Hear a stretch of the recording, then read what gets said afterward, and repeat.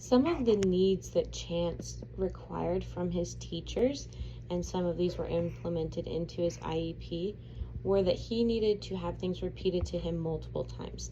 This is one of the obvious things that you would think of if he has short-term memory loss.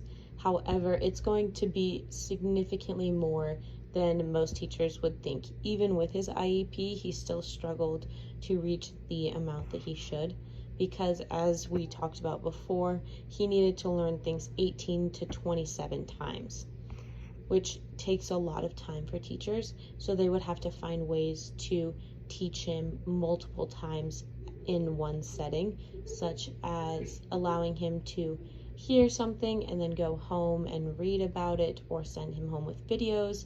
And a lot of times he started to be able to record lectures or lessons so that he could listen to them later. Next, he would need to use multiple delivery methods, as we were just talking about, with the videos, the pictures, the text, and the auditory information. It all helped him collect it more often, because sometimes he would forget the visual and sometimes he would forget the auditory. So if you combine them, it would be better. You also can provide text and notes for him to review at home, and encourage him to take notes of his own, so that he has notes on your lesson plan, as well as his own personal notes. For the dyslexia aspect of his learning disabilities, providing large texts helped specifically for him, because he was able to decipher the words better. He typically mixed up the letters in words when reading, and that's why he struggled. So the larger the text, the easier it is for his brain to break it up.